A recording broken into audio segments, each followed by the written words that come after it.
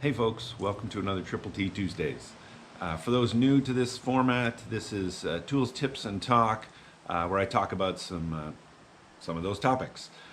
In today's episode, we're going to talk about guards and the different kind of guards, when to use a guard, when not to, and kind of tips and tricks to get those guards done.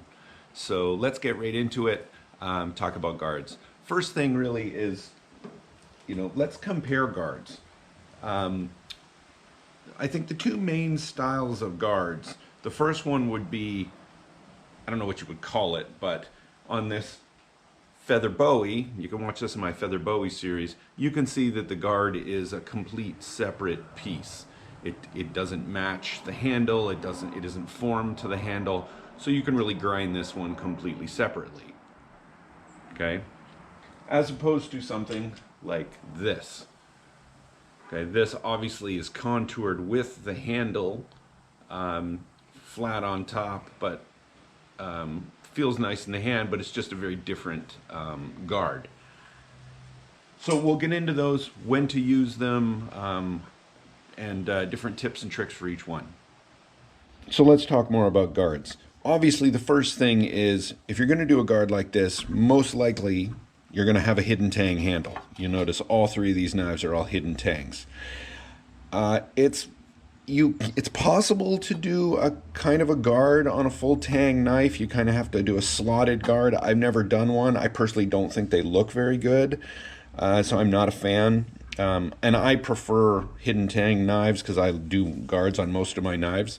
So that's what you'll see come out of my shop mostly. So designing a guard. So when I'm designing a guard, especially one like this one, it's a little bit dirty, but you can see the scalloped design on this. What I actually do is, especially, and you've seen from my other videos, I'm a big fan of knife print. I'll actually sculpt and do half of this, okay, and I'll do it, and then I'll mirror it. And that's how I draw it out. I don't try to, draw half and make the other half match. I'll actually only do a half of it, and then I'll just flip it over, or I'll fold a piece of paper and I'll cut out my design. Therefore, I have the design on both sides. When you're grinding, a good tip is, like if this was separate and I was grinding this handle, I'll actually take it down on a piece of paper and I'll draw a line around it, okay? And then when I do the other side, I'll flip it out and I'll draw a line and I'll see if they match. And that way you'll get to know if your guard is symmetrical. I got that tip from Kyle Royer's channel, and it works really well. First thing you need to do is prepare the tang. Obviously your tang needs to taper from the ricasso down to the tip just to get the tang on there. You need that, of course. Other thing is, there are options. Some people will, and I used to do this, actually pretend this is a tang here, reduce the tang and put a shoulder here with files, and just file out a shoulder. So make the tang a little thinner than your ricasso, so that the guard sits against it and you don't see a gap. That works really well, especially if you have a mill, because then you can just mill over from here to here and just mill a slot all the way down. You can do it with a file guide as well. That works, especially if your tang is a little thicker. But when you start getting to 1/8" stock, your tangs get a little narrow if you start to do that. A great tip I actually got from Aaron at Ailey Knives. Now when I do the slot in my guard, I leave about 40 thousandths when I drill the or mill. I'm using a mill, but same thing if you're drilling it and using a file. I will go down about 90%, leave about 40 thousandths exactly, or a little narrower than the width of the tang, and then I'll hammer it on. So I'm going to talk about how to do that, how to hammer on that guard to get that perfect fit. Okay, so let's pretend this is our knife. Here's our tang. What you're going to do is take a piece of leather, put your blade in it. Okay, so you're nice and protected. Nothing's going to happen to your knife. put it in the vise, tighten this down really, really tight. Again, you're just pressing on the metal, so there's nothing you can do to it. Watch the bottom here, make sure you're not pushing it against the bottom of your vise. I have this little square piece of pipe that I created. I cut it out because sometimes I have a curved tang, but you know, this is just a square piece. What I'll do is take my guard. Usually it's going to be tight up here. Camera a bit. It'll be a little tighter up here, but this one obviously has got a bigger hole. I'm going to put a piece of leather, over my guard. I usually put a washer here just so, because sometimes this thing digs into the leather. I put this over top. Then I'll put this here and I will just hammer it down. And what that's doing is it's going to spread out the material. That 40 thousandths that you've left under here will actually get spread out a bit, and it'll fit nice and tight, zero gaps around your guard. And that's how you get a super nice tight fit guard. And then, you know, you'll need to get it off. Okay, usually you need to get your guard off again, because typically you want to resand that top, because sometimes it'll bulge out the top and you just want to resand it. And the great thing is the guard will fit exactly in the same place every time. So now to get it off, you're just going to reverse this. So now I'll take the knife. Sometimes I leave the leather here just so I don't scratch it. But now with the guard on it, I'll now put the leather underneath. Okay, and I'll let it sit there, and the guard's going to stop it. I'll typically put my hand underneath and hold it, and now you can just hammer on the tang. Okay, and gently, and that will move your knife down and leave your guard sitting there. So now you can get your guard on and off, and it's got a super tight fit. So let's talk about how to actually get the slot in the guard. So let's say I'm going to use this piece of brass as my guard. I'll cut it to length. I'll always leave it squared up. Okay, don't ever try to shape your guard before you put the slot in it. Keep it square. It's just easier to lock in a vise. It's easier to get the center line. I'll just take some calipers and I'll measure it, and I'll run a center line with calipers so you know where the center line is. Okay, then, and I know most of you don't have a mill, so what I would do is draw a center line, and I would put punch marks right on that line, the width of your drill. And you want your drill to be obviously slightly less than your tang, because you're going to take that down with a file. Okay, and square out your corners with the file and just get that down. Obviously, you don't want to go too far. If you have a mill, what I typically do is I will chuck this up in the mill. I'll indicate both sides and then get the center.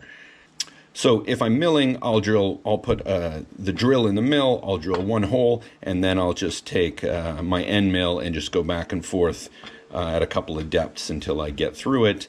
But like I said, I'm going to leave about 40 thousandths, a little less or even to the width of the tang. One thing to note, if you do make your hole a little too wide, the files get away from you, you make a mistake on the mill, it's not going to work just to try to compress this thing. As much as you think that might work, it never does. Just start over. You'll save yourself some grief. It's, what, $2 worth of brass. Don't give yourself such a headache. Just do it again.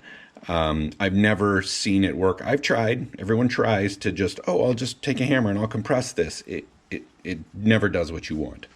What you can do sometimes is take a punch and put marks, and basically punch marks just on the inside of the of your tang slot, and that will actually push metal out here, and that will make this narrower. And if you do it right, you can push some metal out, resand it, take your marks off, but you've still pushed enough metal out here to kind of close the gap. Sometimes you can actually leave that in there and stipple the top. You know, I stippled the top on this, on the Bowie the Challenge Bowie build, but I did that even before I fitted the guard. I didn't do it because it wouldn't fit. I actually wanted the top stippled, but that actually works sometimes too, to stipple, do the top and then stipple the whole guard. So that's another way if you do need to try to close the gap a little bit. So once you have your tang slot either milled or drilled out and filed, then you can start the shaping. And that's where I would put my template on it. If you're not using a template, that's when you put it on a piece of paper and draw your lines just to get your symmetry and do it. I think one of the trickiest parts of guards is knowing when to grind them separately and when to glue them up and grind them after.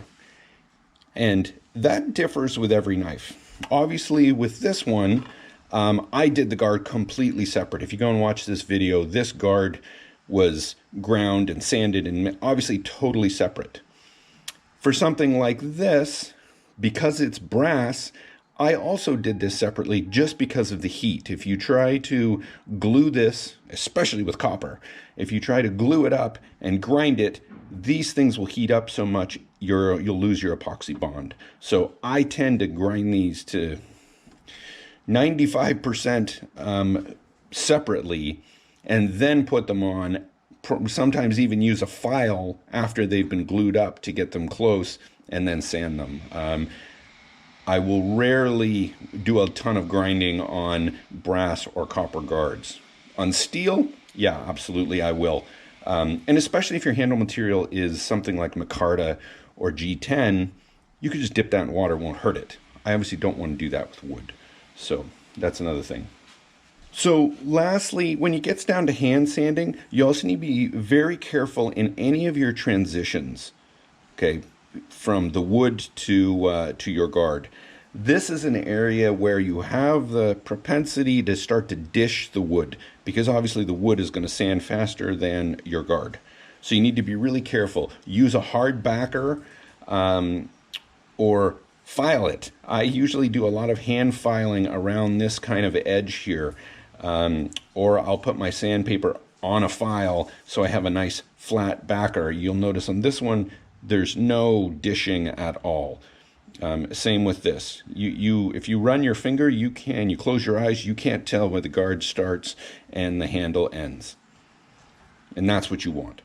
So last process, when you want to do the final finish on these, I like to tape off my handle material. Okay, so I'll tape this off and then I'll buff this.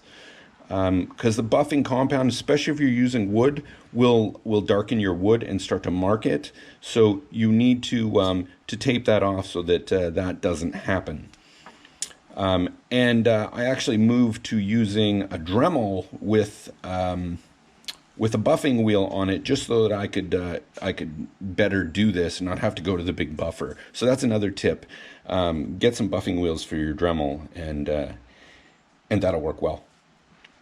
Also, when you're grinding and sanding, if you watch this video, this is a takedown. So it's actually got pins to line all this stuff up, because there's not epoxy to keep this together all the time.